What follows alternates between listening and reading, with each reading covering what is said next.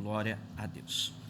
Queridos, Êxodo capítulo 20, verso 16 fala o seguinte: não dirás falso testemunho contra o teu próximo. Amém? Então, Êxodo capítulo 20, verso 16, não dirás falso testemunho contra o teu próximo. Vocês estão me ouvindo bem? Tá tranquilo? Ok. Eu ainda estou me acostumando a pregar sem o microfone de mão aqui, né? E nós estamos fazendo a exposição dos 10 mandamentos nos cultos de ceia. Nós já estamos indo para a 9ª exposição, né? O 5º mandamento nós acabamos não expondo porque falamos dele quando trabalhamos Efésios capítulo 6, verso 1, mas tivemos uma introdução aos 10 mandamentos, então já foram 9 exposições, né? Então 9 meses que estamos expondo os 10 mandamentos nos cultos de ceia.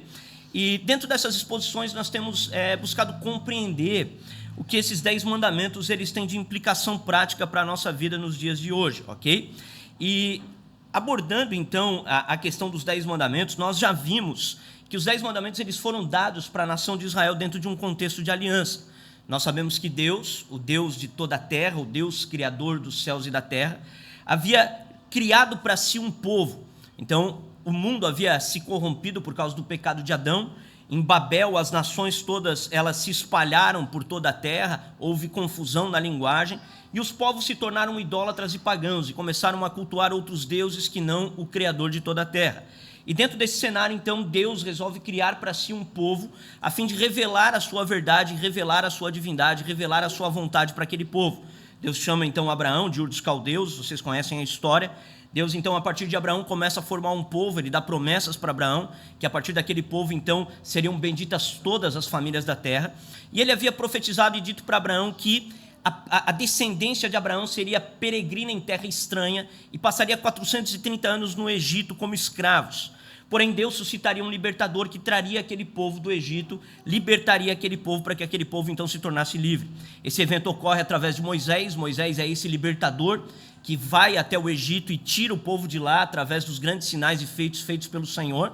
E nessa peregrinação, quando o povo está saindo do Egito rumo à terra que Deus havia prometido dar para Abraão, nessa peregrinação eles passam pela planície do Sinai, do Monte Sinai, e ali então Deus ele fala com o povo do Alto Monte. Nós vimos que Deus ele reúne todo o povo, ele pede que o povo fique abaixo do monte, e Deus fala do alto monte. Nós vimos que Deus fala os 10 mandamentos. Essas palavras de Deus, elas são audíveis para todo o povo, e ele dá esses 10 mandamentos para o povo num contexto de aliança. Deus já havia os enamorados, já havia os amados, já havia chamado aquele povo para si, e agora queria entrar em aliança com aquele povo, ele queria firmar um compromisso com aquele povo. É meio que a ideia de um casamento. É como se Deus no passado tivesse já enamorado aquela mulher, Israel, e ele então agora quisesse entrar em aliança com ela através de um casamento. Mas para que essa aliança pudesse ser estabelecida, era necessário que Israel, a noiva, ela obedecesse às cláusulas do contrato, às cláusulas da aliança.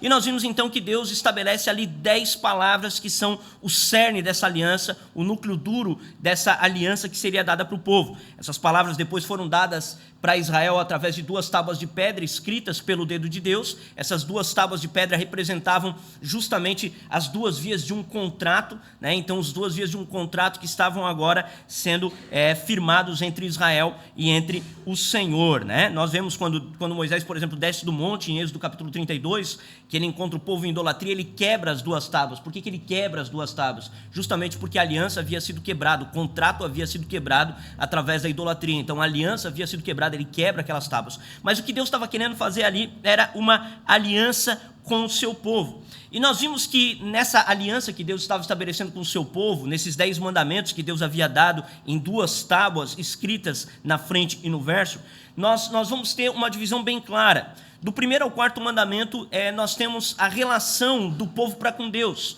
Deus então estava normatizando, Deus estava dando a norma, a regra da relação do povo para com ele. Como o povo deveria proceder para com o Senhor. Então isso estava descrito do 1º ao 4º mandamento. E havia também uma segunda divisão, que era do 5º ao 10º mandamento, de como o povo deveria se relacionar para consigo mesmo. Então o povo para com o povo. Então era do 5º ao 10º mandamento. Isso tudo depois foi resumido por Jesus em 2 mandamentos. Amarás, pois, o Senhor teu Deus de toda a tua alma, de toda a tua força, de todo o teu entendimento, de todo o teu coração, e amarás o teu próximo como a ti mesmo. Então os primeiros 4 mandamentos ensinavam o povo a amar a Deus. Amarás, pois, o Senhor teu Deus de toda a tua tua alma, toda a tua força, todo o teu entendimento, todo o teu coração. Então, esses 4 primeiros mandamentos ensinavam isso. A gente viu isso aqui. Esses mandamentos ensinavam o povo a não ter outros deuses diante dele, a não fabricar imagens que corrompessem a glória de Deus, a não tomar o nome de Deus em vão e separar um tempo, um dia entre 7, para o Senhor. Essa era a forma pela qual eles deveriam amar a Deus. Agora, na segunda tábua, então, está como eles deveriam amar ao próximo, como eles deveriam se relacionar para com o próximo. E nós já trabalhamos aqui o 5º mandamento, então honra teu pai e tua mãe. Isso era uma maneira de amar o próximo. Nós trabalhamos o 6º mandamento, que envolve o não assassinarás, o não matarás. Nós vimos como isso era uma ordem de Deus e como tudo isso envolve questões ainda muito mais complexas, não apenas a atitude do assassinato. Nós vimos o 7º mandamento, que ordenava então que não fosse cometido adultério, houvesse uma fidelidade conjugal. Nós vimos o 8º mandamento, que trabalhava com a ideia do furto, não furtarás, não roubarás. E hoje então nós estamos trabalhando o 9º mandamento. E esse 9º mandamento, ele vai então ser o mandamento que declara, que ordena que não se deve prestar um falso testemunho contra o seu próximo. A construção desse 9º mandamento, ela se dá semelhante de todos os outros que a gente viu ali. Há uma negativa, não. Esse não aqui é uma proibição clara, direta, né? Nós trabalhamos, quando fizemos a exposição do 1º mandamento, que existem 2 partículas no hebraico para o não. Essa partícula aqui é a partícula lo, que estabelece uma proibição apodítica, que a gente chama, uma proibição que ela não tem tempo, ela perdura para sempre. Então nós temos aqui uma proibição apodítica aqui, um não sendo dado. E esse não era um não que determinava que o povo agora não poderia prestar um falso testemunho contra o seu próximo. E para a gente trabalhar esse mandamento, a gente vai fazer a mesma divisão que nós fizemos nos outros mandamentos. A gente vai trabalhar o que esse mandamento proíbe de maneira mais estrita, o que esse mandamento proíbe de maneira mais ampla e o que esse mandamento promove. Quais são as implicações positivas que derivam dessa proibição, ok? Então, o que é que esse mandamento proíbe de maneira estrita, de maneira restrita? Ele vai proibir o falso testemunho prestado diante de uma corte incriminatória. Então, esse mandamento aqui, ele foi dado dentro de um contexto no qual toda a legislação da nação de Israel, ela dependia de testemunhos para que você pudesse condenar pessoas por crimes. Então, quando você tinha um crime cometido dentro da nação de Israel, você não tinha os mesmos aparatos modernos que nós temos hoje, que vão fazer investigações, por exemplo, procurando impressão digital, procurando a questão, quebrando sigilo telemático, sigilo bancário. Você não tinha esses aparatos que nós temos hoje. Então, toda condenação dependia do testemunho de uma outra pessoa. Então, esse mandamento, ele está proibindo as pessoas de prestarem um falso testemunho diante de um juiz, diante de uma corte, que venha a incriminar uma outra pessoa por um crime que ela não cometeu. Essa é a ideia restrita desse mandamento. Então, a gente precisa entender esse contexto. A ideia restrita do mandamento é uma proibição de um falso testemunho numa corte, a fim de incriminar uma pessoa por um crime que ela não cometeu. Abre comigo Deuteronômio capítulo 17, verso 6, por favor.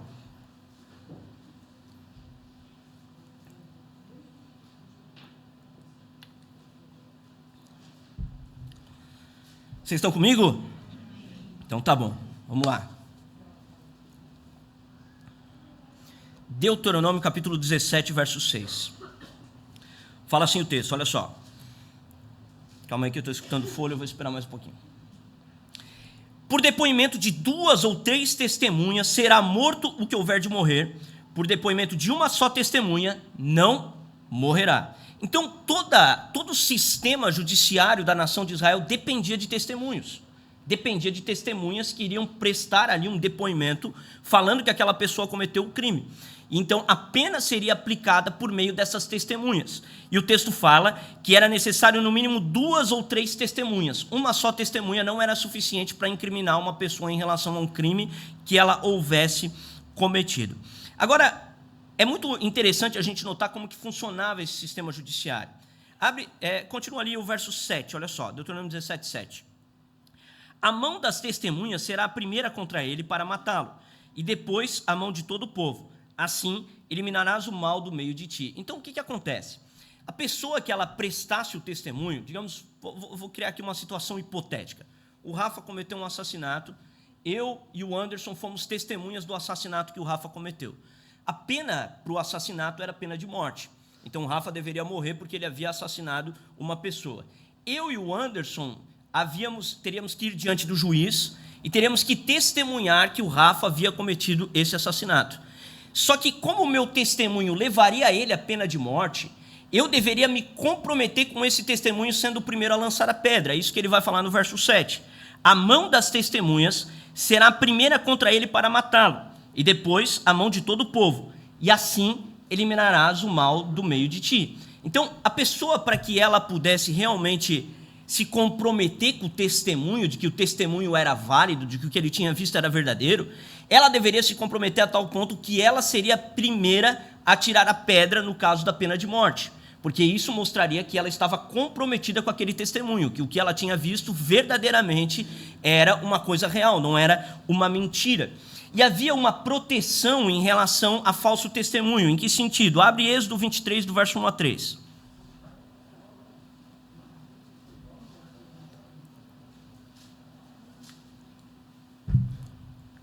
Êxodo 23, do 1 a 3.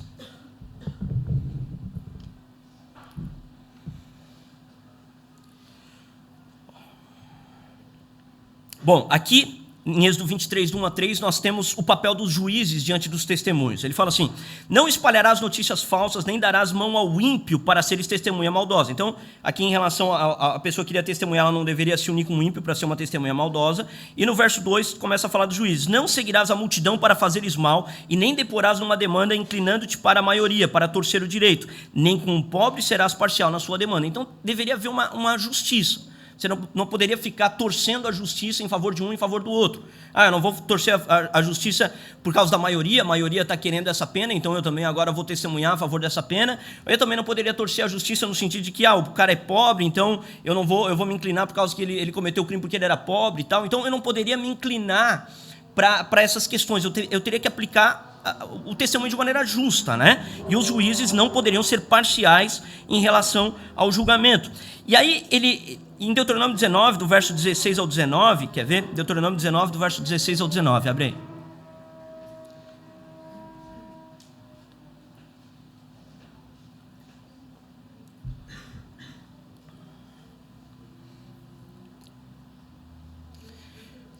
Deuteronômio 19, do verso 16 ao 19. Aqui nós vamos ver qual era a pena para quem prestasse o falso testemunho. Então ele fala assim: quando se levantar testemunha falsa contra alguém para o acusar de algum transvio, então os dois homens que tiverem a demanda se apresentarão perante o Senhor, diante dos sacerdotes e dos juízes que houver naquele dia. Os juízes indagarão bem. Se a testemunha for falsa e tiver testemunhado falsamente contra o seu irmão, far-lhe-eis como cuidou a fazer ao seu irmão, e assim exterminarás o mal do meio de ti. Então olha que interessante isso aqui. Qual era a pena para um testemunho falso? A pena para um testemunho falso era recíproca àquela pena que foi aplicada à pessoa que sofreu o falso testemunho. Então digamos que eu tenha me unido ao Anderson para testemunhar falsamente contra o Rafa, e o Rafa foi punido com pena de morte.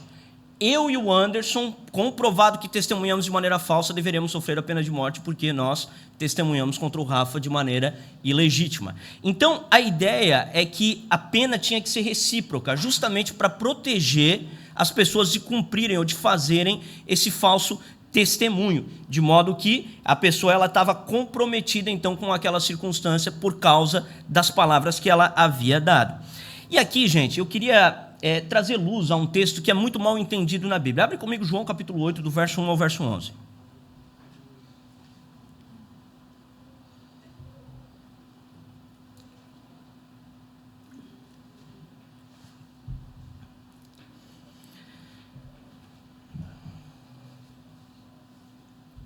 João capítulo 8, do verso 1 ao 11. Esse eu vou ter que ler ali, que não está aqui para mim. Ele fala assim: Jesus, entretanto, foi para o Monte das Oliveiras. De madrugada voltou novamente para o templo, e todo o povo ia ter com ele, e assentado os ensinava. E os escribas e fariseus trouxeram à sua presença uma mulher surpreendida em adultério, e fazendo-a ficar de pé no meio de todos. Disseram a Jesus: Mestre, esta mulher foi apanhada em flagrante adultério. Na lei nos mandou Moisés que tais mulheres sejam apedrejadas. Tu, pois, o que dizes? Isto diziam eles, tentando-o, para terem de que o acusar. Mas Jesus, inclinando-se, escrevia na terra com o dedo. Então presta atenção aqui. Vamos lá. Tem uma mulher que ela foi pega em flagrante adultério, certo? A pena na lei de Moisés para adultério era a pena de morte. Essas pessoas trazem agora essa mulher até Jesus e questionam ele: Senhor, na lei de Moisés manda apedrejar, e tu o que dizes? Só que eles estavam fazendo isso para provar Jesus, tentando, é isso que o texto vai dizer, no verso 6, né? Tentando, eles estavam querendo provar Jesus. Por quê? Porque eles queriam colocar Jesus numa saia justa. Eles queriam colocar Jesus na seguinte circunstância: se Jesus aderisse à lei de Moisés e dissesse que a mulher deveria ser apedrejada, e eles então apedrejassem aquela mulher, ele seria condenado por Roma, porque os judeus não poderiam aplicar a pena de morte debaixo do Império Romano. Se Jesus fosse contra a lei de Moisés, dizendo que o adultério não era pena válida para a morte, não era pena válida para adultério, Jesus seria perseguido pelos judeus como alguém que está negando a lei de Moisés. Então eles estão querendo colocar Jesus numa sinuca de bico, eles estão querendo armar uma arapuca para que Jesus ou seja perseguido pelos romanos, ou para que ele seja perseguido pelos judeus. Essa é a ideia aqui. Só que aí, o verso 6 fala isso, né? Isso diziam tentando, né? Aí o verso 7 diz assim: como insistissem na pergunta, Jesus se levantou e lhes disse: aquele que dentre vós estiver sem pecado, seja o primeiro que lhe atire a pedra. Por que Jesus fala isso? Por que Jesus está falando isso? Vamos lá. Aquela mulher tinha sido trazida em flagrante adultério. Aqui tu já tinha uma corrupção da legislação, porque a lei de Moisés mandava trazer o homem e a mulher, nunca só uma parte. As duas partes teriam que ser trazidas. Se foi pego em flagrante adultério, cadê o homem? Cadê o cara que estava deitado com ela? Porque ele também precisa morrer. Ele também precisa sofrer a pena. Então, na lei de Moisés, tinha que trazer os dois. Eles já estavam errados no modo como estavam querendo aplicar a justiça. Então, eles estavam participando de um julgamento fake, um julgamento falso. Eles estavam sendo falsas testemunhas. Você entende isso? Eles estavam quebrando o nono mandamento aqui. Eles estavam sendo falsas testemunhas. Aí, quando Jesus olha para eles e fala o seguinte, ele fala: quem de vocês não tem pecado que atire a primeira pedra? Jesus não está querendo dizer que quem nunca pecou que atire a primeira pedra. Jesus está querendo dizer que se eles não estão cometendo falso testemunho, então atirem a pedra, porque eles são a testemunha. E se eles são a testemunha, se comprometam com o testemunho, a ponto de depois sofrerem a pena de morte pelo seu falso testemunho. É isso que Jesus está fazendo aqui. Ele está mostrando para eles que se eles estão trazendo aquela demanda, então eles têm que atirar a pedra. Eles é que precisam participar desse momento. Por quê? Porque eles estavam sendo falsas testemunhas. E se eles então se comprometessem lançando a pedra e depois fossem condenados por falso testemunho, eles também morreriam. E é por isso que a Bíblia fala que um a um vai largando as suas pedras e indo embora, porque todos eles estavam envolvidos num falso testemunho. Todos eles estavam armando contra aquela mulher e armando contra o próprio Senhor Jesus. O que Jesus está fazendo ali não é dizer que quem não tem pecado que atire a primeira pedra, no sentido de que ninguém pode julgar ninguém, porque é para isso que esse texto é utilizado, né? Ninguém pode julgar ninguém, porque todo mundo tem pecado, então eu nunca vou poder julgar ninguém. Não, a Bíblia fala em João 7,24 que nós precisamos julgar segundo a reta justiça. João capítulo 7, verso 24. A Bíblia fala que a igreja julgará os anjos. A igreja é chamada para ser luz do mundo e sal da terra. E como ela faz isso? Estabelecendo o certo e o errado. Se a igreja não puder estabelecer o certo e o errado, ela perde sua serenidade e já não serve mais para nada. Então, esse caso de João 8 é um caso de falso testemunho. É isso que estava acontecendo aqui. Aqueles homens estavam armando uma arapuca e Jesus está dizendo: se vocês não estão quebrando o nono mandamento, então atirem logo a primeira pedra. E aqueles homens, então, um por um, vão lançando as pedras. Jesus olha para ela, ela fala: mulher, ninguém te condenou? Ela: não, Senhor, ninguém, nem eu te condeno, vá e não peques mais. Até mesmo porque Jesus nem estava em condições de condenar ela, ele não participou do testemunho, não tinha nada a ver com isso. Então, vá e não peques mais. Então, é muito importante a gente entender o contexto imediato do nono mandamento. O nono mandamento proíbe explicitamente que sejamos testemunhas falsas em cortes judiciais, amém? Então, essa é a aplicação restrita do mandamento. Agora, o que mais que esse nono mandamento proíbe? Só um pouquinho, deixa eu tomar uma água aqui. O que mais que esse nono mandamento proíbe? Bom, a gente viu, quando a gente estava expondo o sétimo e o oitavo mandamento, que cada mandamento ali ele é o cabeça federal de uma série de pecados menores que estão abaixo dele. Então, por exemplo, o adultério, ele era o ápice da imoralidade sexual, digamos assim, mas tudo aquilo que estava debaixo dele continuava sendo pecado. E qual é, então, a implicação em relação ao 9º mandamento? É que o crime máximo que você pode cometer mentindo contra alguém é ser uma testemunha falsa num júri, para que essa pessoa até talvez morra por causa da tua mentira. Esse é o crime máximo que você pode cometer mentindo com alguém. Agora, toda mentira que é cometida contra uma pessoa é pecado. É isso que esse 9º mandamento vai proibir. Abre comigo Levítico 19, verso 11, por favor.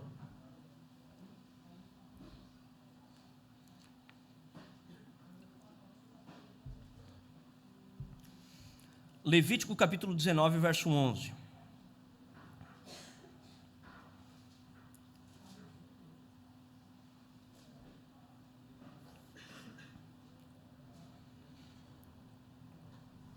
Ele vai falar assim, ó: não furtareis, nem mentireis, e nem usarei de falsidade cada um com o seu próximo.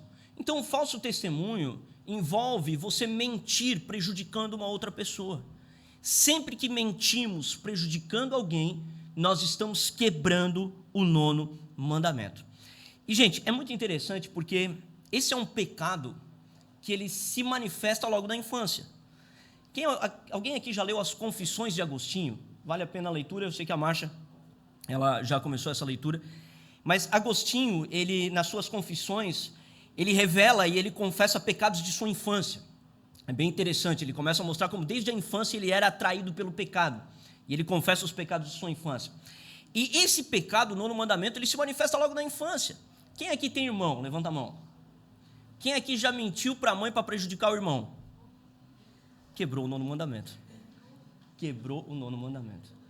Então é um pecado que se manifesta logo na infância. Quem aqui já mentiu para a professora a fim de prejudicar o coleguinha da sala? Quebra do 9º mandamento. É a quebra do 9º mandamento. Então é um pecado, gente, que ele se manifesta logo na infância. E esse pecado ele vai se estendendo até a vida adulta. Se a gente não identifica ele, se a gente não compreende a realidade desse pecado, a gente deixa esse pecado continuar se estendendo até a vida adulta. E ela começa a alcançar várias áreas da vida adulta. Por exemplo, existem pessoas a nível profissional que elas mentem contra um colega de trabalho para o patrão a fim de prejudicar aquela pessoa para que ela não galgue um degrau, não galgue um cargo dentro da empresa. Isso é quebra do 9º mandamento. Você está quebrando o 9º mandamento, você está dando um falso testemunho, mentindo a respeito de uma pessoa a fim de prejudicá-la. Quebra do 9º mandamento. Existem mentiras assim que são praticadas a nível familiar. Nora, sogra, genro, cunhado, mente para outra pessoa a fim de que alguém da família deixe de gostar daquele indivíduo. Então você vai lá e mente, conta uma história mentirosa a respeito da pessoa para que alguém da família passe a não mais gostar dele. Você está quebrando o 9º mandamento, você está contando uma mentira que prejudica o teu próximo, que prejudica aquela pessoa. Isso é quebra do 9º mandamento. Essas coisas elas se manifestam em nível eclesiástico. Tem pessoa que mente sobre o irmão da igreja para que aquela pessoa ela seja prejudicada na sua reputação dentro da comunidade, dentro da congregação, para o pastor, para o presbítero. Então existem mentiras que são contadas a respeito de outros a fim de prejudicá-los. Isso é quebra do 9º mandamento. A nível político, gente, não existe escrúpulo para isso. Os escrúpulos são completamente removidos. E o assassinato de reputação vira norma no meio da política. Então as pessoas mentem a respeito do outro a fim de prejudicar a reputação daquela pessoa, a fim de prejudicar a reputação daquele candidato, enfim, de alguém que está ali envolvido numa trama política, para que aquela pessoa ela perca a sua credibilidade diante da sociedade. Isso é quebra do 9º mandamento. Existem debates teológicos, e eu participo de alguns debates teológicos de vez em quando na internet, eu arrumo umas encrencas de vez em quando. E o que acontece? Nos debates teológicos, muitas vezes você assassina a reputação do cara. Você vai lá e ataca a reputação da pessoa porque você não consegue combater as ideias. Então começa a atacar a reputação daquela pessoa para que aquela pessoa seja descredibilizada. Então você quer descredibilizar a pessoa por meio de um ataque ad hominem, que a gente fala, né? Então essa pessoa é atacada ali e ela é prejudicada. Isso é quebra do 9º mandamento. No meio da guerra, gente, quando tem guerras, como estão tendo guerras hoje, as nações elas contam mentiras sobre as outras nações. Então a mentira vira norma no meio da guerra. E isso é quebra do 9º mandamento, para você conquistar uma opinião política, uma opinião pública. Então isso é quebra do 9º mandamento. E por fim, gente, as pessoas elas mentem sobre Deus. Elas mentem sobre a pessoa do nosso Senhor e Salvador Jesus Cristo. Elas distorcem as suas palavras. Elas falam que Ele é o que Ele não é. Elas falam e atacam a sua reputação, a fim de que as pessoas não o sigam. Isso é quebra do 9º mandamento. Foi isso que aconteceu no Jardim do Éden. A serpente, o que ela fez? Ela mentiu a respeito do Salvador. Ela mentiu a respeito do Senhor. A serpente chegou cheia de ardil ali para Eva e meio que trabalhou com a ideia de fazer com que Deus fosse visto como alguém que reprime os direitos que ela teria. Então ele olha e fala assim: cara, o que foi que Deus te disse? Que tu não pode comer da árvore? A Eva diz: não, eu posso comer de tudo, só dessa daqui é que eu não posso. Não, mas se tu comer, que tu vai ser como Deus. Ela estava querendo atacar Eva, para que Eva achasse que Deus queria restringir ela na sua vida, que ela não tivesse direito aos prazeres da vida. Isso é feito hoje em dia. As pessoas atacam a Deus, elas dizem que quando Deus nos dá um mandamento, Ele está nos proibindo de desfrutar dos prazeres da vida. Não, Deus está nos protegendo como Ele estava protegendo Eva. Se Eva não tivesse comido daquela árvore que estava no meio do jardim, não haveria queda, não haveria o pecado no mundo. O mundo seria protegido, mas Eva preferiu dar ouvidos à serpente. E as pessoas ouvem a voz de mentirosos, de pessoas enganosas, que estão querendo colocar Deus de um modo que Ele não é. Então mentem a respeito de Deus. Isso também é quebra do 9º mandamento, gente. Então toda mentira praticada, contada contra alguém é quebra do 9º mandamento. Nós não podemos mentir contra os nossos próximos, amém? Nós não podemos mentir contra eles. Nós somos chamados a falar a verdade. A verdade é o que esse mandamento vai promover, que é o terceiro aspecto que a gente vai entrar aqui. Se esse mandamento ele combate a mentira, o que ele vai promover? Ele vai promover justamente a verdade. É isso que esse mandamento vai promover. Abre comigo Efésios capítulo 4, verso 25, por favor.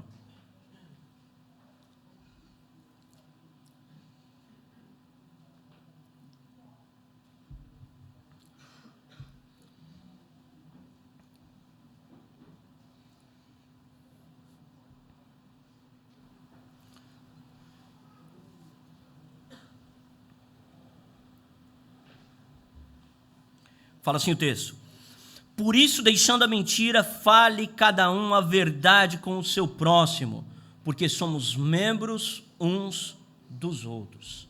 Deixando cada um a mentira, fale a verdade com o seu próximo. Thomas Watson, um grande homem de Deus, ele disse o seguinte: não há nada mais contrário a Deus do que uma mentira, pois o Espírito Santo é chamado de o Espírito da verdade. Não há nada mais contrário a Deus do que a mentira, porque o Espírito Santo é chamado de o Espírito da verdade. 1 João 4,6 fala: nós somos de Deus, aquele que conhece a Deus nos ouve, aquele que não é da parte de Deus não nos ouve. Nisto conhecemos o Espírito da verdade e o Espírito do erro. Se nós temos Deus como sendo o Espírito da verdade, o que é contrário a Deus? O que é o Espírito do erro, senão o próprio Satanás? Abre comigo João, capítulo 8, verso 44, por favor.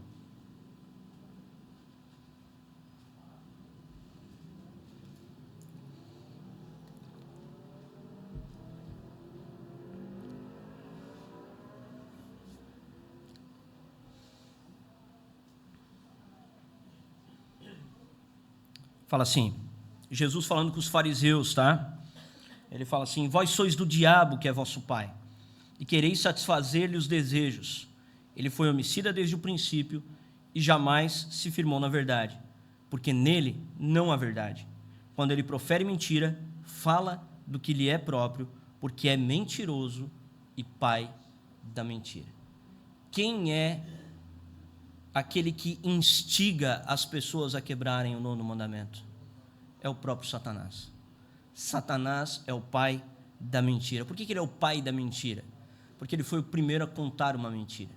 No Jardim do Éden, ele contou uma mentira para Eva, tornando-se ele, então, o pai da mentira.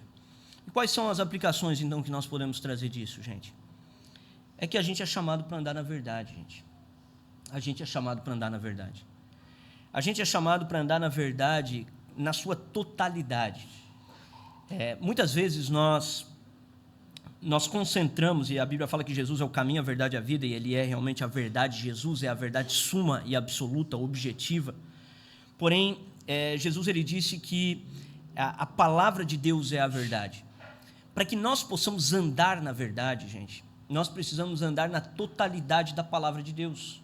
Nós precisamos moldar as nossas mentes, o nosso jeito de enxergar a vida, a nossa cosmovisão, o nosso jeito de enxergar o mundo. Nós precisamos moldar isso à luz da palavra de Deus. Nós não podemos dizer que andamos na verdade e sermos moldados em nossos atos, em nossas atitudes por mentiras. Muitas vezes nós somos agarrados em mentiras pelo modo como aprendemos a vida, gente. A gente aprendeu a vida por meio de mentira. A grande verdade é essa. A maior parte de nós, nem todos, obviamente, mas a maior parte de nós aprendeu o mundo através de mentiras. Nós aprendemos a ver o mundo, a ler o mundo através das ideologias seculares. Nós aprendemos a ver o mundo, a ler o mundo através daquilo que são falsas religiões, ideologias, doutrinas de demônios. Nós aprendemos a ver o mundo desse modo. Por isso que o maior embate que tem nos nossos dias é a batalha pela verdade, gente. A batalha pela verdade é o maior embate que a gente tem hoje. A gente vive numa guerra hoje a respeito de o que é a verdade de fato. Pessoas estão querendo relativizar a verdade. Hoje se tem muito aquela ideia de que eu posso pensar de um jeito, tu pode pensar de outro, porque essa é a minha verdade e essa ali é a tua verdade. Gente, não existe a minha verdade e a tua verdade. Existe uma verdade, a qual nós precisamos nos submeter e nos colocar abaixo dela. Existe a minha verdade no sentido da vida que eu vivi, as minhas experiências. Essas são as minhas verdades no sentido de experiência. Mas não existe a minha verdade no sentido de que eu posso justificar comportamentos porque eu penso de um jeito e a outra pessoa pensa de outro jeito. Não, existe uma verdade. E a palavra de Deus é a verdade, gente. A palavra de Deus é a verdade. Eu preciso andar em toda a palavra de Deus, em toda a Escritura. A Bíblia, ela é nossa regra de fé e prática. Ela precisa moldar o modo como enxergamos o mundo, gente. Nós não podemos enxergar o mundo por meio das óticas seculares que a gente tem por aí, das óticas do mundo que a gente tem por aí. A gente hoje é moldado por ideologias políticas, moldado por ideologias seculares, moldado por materialismo, moldado por tudo que é tipo de coisa. As pessoas vão para a escola, elas aprendem desde cedo que quem criou o mundo foi o Big Bang, é uma explosão cósmica, e é só matéria. E as pessoas, às vezes, elas até vão na igreja, mas a mente delas é secular. A mente delas é secular. Elas não foram transformadas, elas não tiveram a renovação da sua mente realizada ainda. E isso é complexo, é um processo complexo. Eu tenho passado por inúmeras transformações de mentalidade nos últimos anos. É um negócio extremamente complexo, porque quando tu começa a se deparar com as mentiras que tu vivia, tu entra até numa crise às vezes. Tu começa a olhar e fala, meu Deus, mas eu aprendi tudo errado então. Eu aprendi tudo errado. E aí tu começa a entrar em crise, tu começa a ficar meio cabreiro com tudo isso. Tu começa a olhar e falar, pô, mas então, tu chega a ficar até com raiva em alguns aspectos.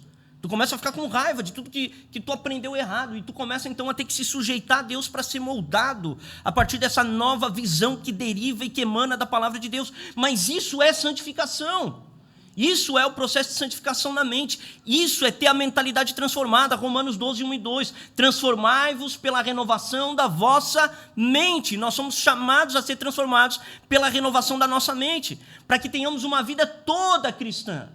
Não uma vida em partes cristã, porque tem pessoas que têm uma vida em partes cristã.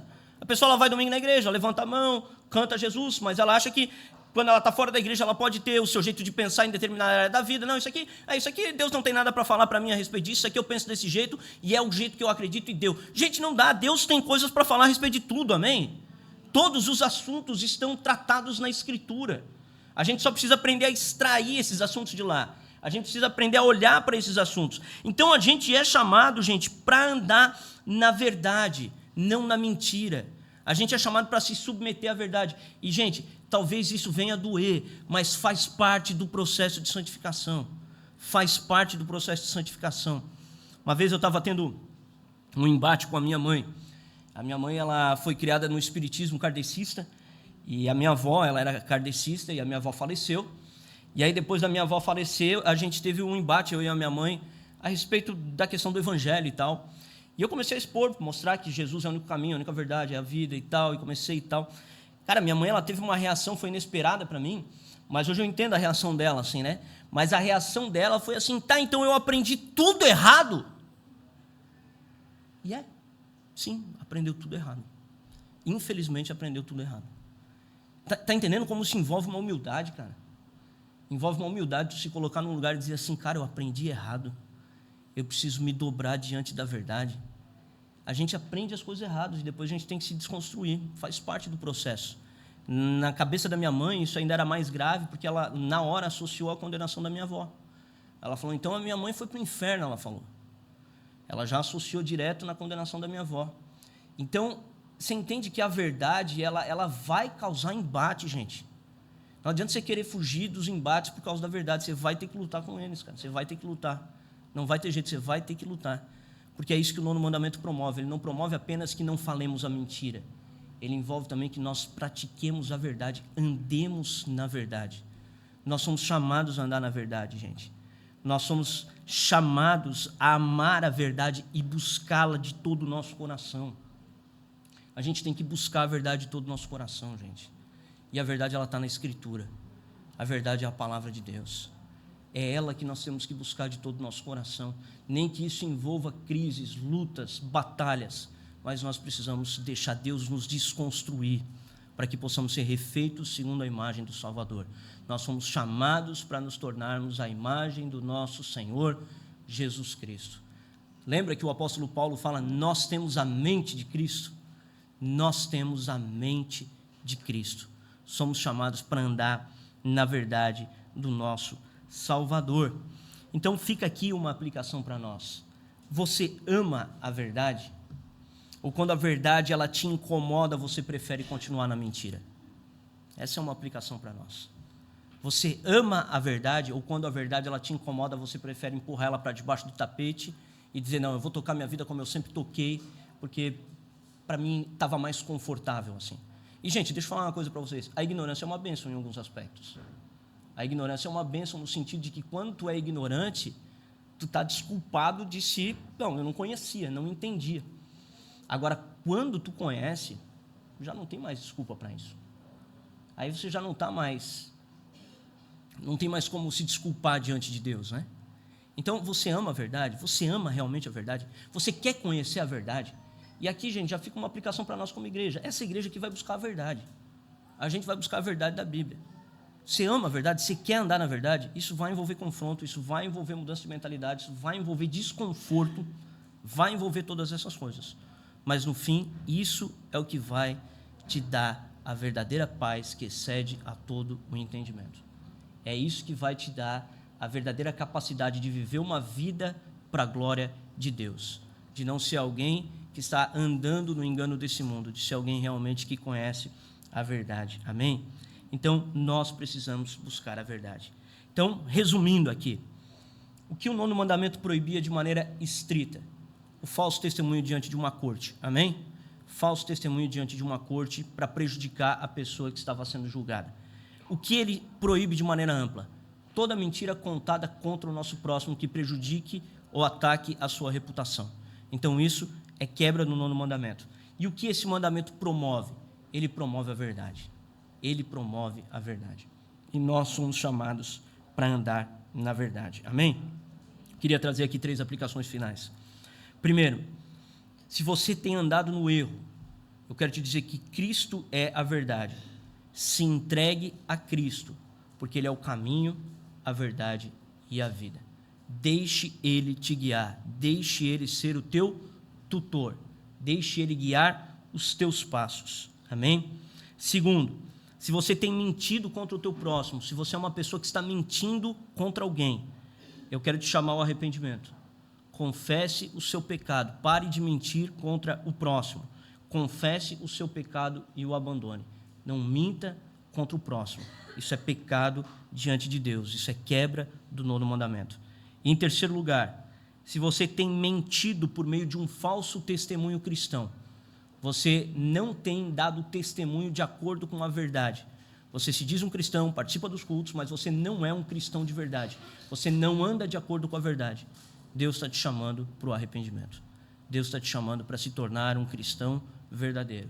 Um homem que se molda pela palavra de Deus e que se sujeita a essa palavra. Então, se arrependa e se volte para Jesus, se esse é o caso. Se você tem dado falso testemunho a respeito de Cristo, se arrependa e se volte para Jesus. Amém, gente? Amém, glória a Deus. A gente